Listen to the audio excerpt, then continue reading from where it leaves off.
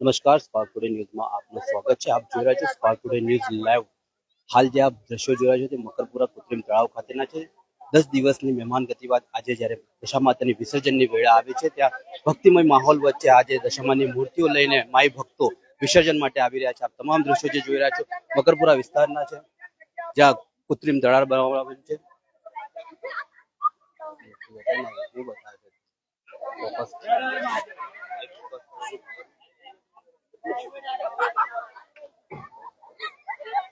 હાલ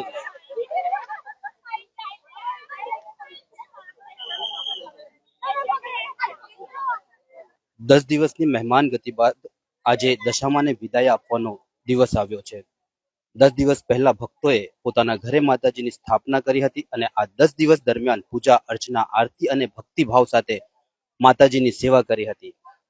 આજે માતાજીના વિસર્જનની વેળા છે, ત્યારે ભક્તોની આંખોમાં એક તરફ માતાજીને વિદાય આપવાનો દુઃખ છે, તો બીજી તરફ આવતા વર્ષે ફરી માતાજીનું સ્વાગત કરવાની આશા પણ છે.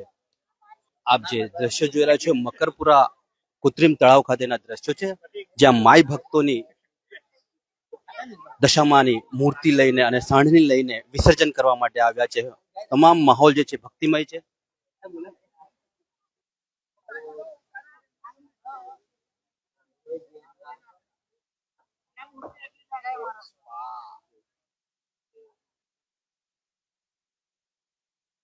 હાલ જે રીતે 10 દિવસના આતિથ્ય માન્યા બાદ આજે વિસર્જનની વેળા છે, ત્યારે તમામ માઈ ભક્તોમાં હાલ જે આપ દ્રશ્યો જોઈ રહ્યા છો તે મકરપુરા કૃત્રિમ તળાવ ખાતેના છે, જ્યાં દશામાની સાંઢણી અને મૂર્તિનું વિસર્જન કરવામાં આવી રહ્યું છે.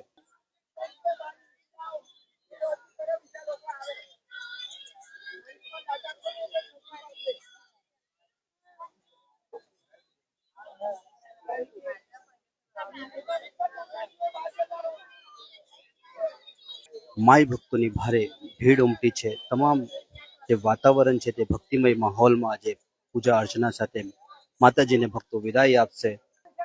જે રીતે 12 વાગ્યા બાદ એક પછી એક માતાજીની મૂર્તિઓ વિસર્જન માટે મકરપુરા કૃત્રિમ તળાવ ખાતે આવી રહી છે.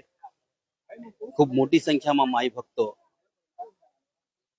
મકરપુરા કૃત્રિમ તળાવ ખાતે ઉમટી પડ્યા છે. ભક્તિમય માહોલ વચ્ચે આજે માતાજીની સાંઢણી અને માતાજીની મૂર્તિનું વિસર્જન કરવામાં આવશે. જે રીતે આજથી 10 દિવસ પહેલા તમામ પરિવારો છે, મંડળો દ્વારા માતાજીની સ્થાપના કરવામાં આવી હતી અને આજે જ્યારે આ વિસર્જનની વેળા છે, ત્યારે તમામ માઈ ભક્તોના આંખોમાં એક દુઃખ પણ જોવાઈ રહ્યું છે અને સાથે જ એક ભક્તિમય આશા છે તેમને પરિવાર માટે. જે દશા માતાને પ્રાર્થના કરી હશે તે માતાજી હાલ તેમની પ્રાર્થના કબૂલ કરે તેવી આશા વચ્ચે આજે માતાજીનું વિસર્જન કરવા માટે પરિવારના સભ્યો આવ્યા છે. ફાયર ઓફિસર અને ફાયર બ્રિગેડની ટીમ પણ હાલ મોજૂદ છે, જેથી કરીને કોઈ મોટી દુર્ઘટના ના થાય તેનું પણ ધ્યાન રાખવામાં આવ્યું છે.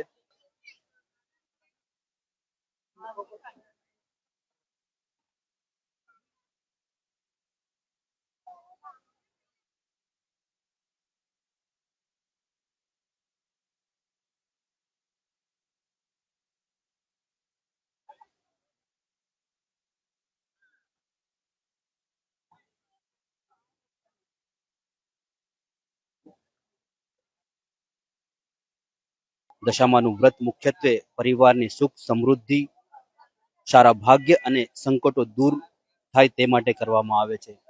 દશામા વ્રતની કથા અને પરંપરાનું મુખ્યત્વે લોક પરંપરા અને વ્રત કથાઓમાં જોવા મળે છે. તેને શાસ્ત્રીય પુરાણોમાં વર્ણવાયેલી કથા તરીકે કહેતી વખતે સાવચેતી રાખવાની પણ જરૂર પડે છે. દશામાનું ધાર્મિક મહત્વ જો જાણીએ તો દશામાને ખરાબ દશા સુધારવાની માતા તરીકે માનવામાં આવે છે. પરિવારની સુખ, શાંતિ અને સમૃદ્ધિ માટે માતાની પૂજા કરવામાં આવે છે. વ્રતમાં 10 દિવસ સુધી માતાની આરાધના અને કથા સાંભળવાની પરંપરા છે. માટીની સાંઢણી બનાવી તેમાં માતાજીની સ્થાપના કરવાની પરંપરા છે. 10મા દિવસે સાંઢણીનું વિસર્જન કરવામાં આવે છે.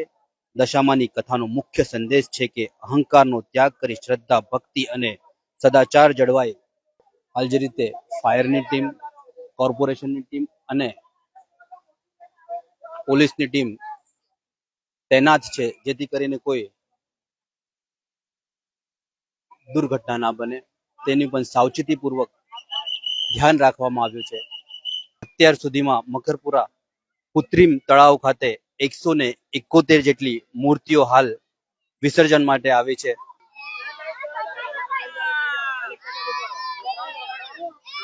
જે જોઈ રહ્યો છું, નાના બાળકો પણ દશામાની મૂર્તિઓ પોતાના હાથમાં લઈને આવે છે અને એક બાળકોના આંખોમાં પણ એક દુઃખની લાગણી થઈ રહી છે કે આજે 10 દિવસની મહેમાનગતિ બાદ આજે જે વિસર્જનની વેળા આવી છે અને પોતાના માતાજીને જ્યારે વિસર્જન માટે લઈ જવામાં આવી રહ્યા છે. હાલ જે રીતે તમામ માઈ ભક્તો જે છે પૂજા અર્ચના અને આરતી સાથે માતાજીને વિસર્જન કરશે. હાલ જે દ્રશ્યો જોઈ રહ્યા છો તે મકરપુરા કૃત્રિમ તળાવ ખાતેના છે. મકરપુરા પોલીસની ટીમ પણ ખડે પગે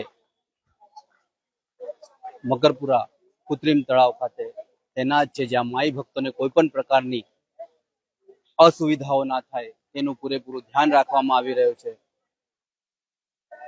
જે રીતે માઈ ભક્તો વિસર્જન કરવા માટે આવી રહ્યા છે, સામાજિક કાર્યકર્તાઓ દ્વારા કેળાનું વિતરણ પણ કરવામાં આવી રહ્યું છે.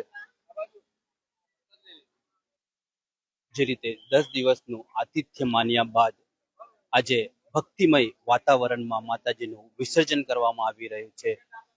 દશામાં સૌ પર પોતાની કૃપા બનાવી રાખે, અપાર આશીર્વાદ સાથે. કેમેરામેન સંજય પરમાર સાથે હું જોગેશ કાલગુરે, સ્પાર્ક ટુડે ન્યૂઝ, વડોદરા.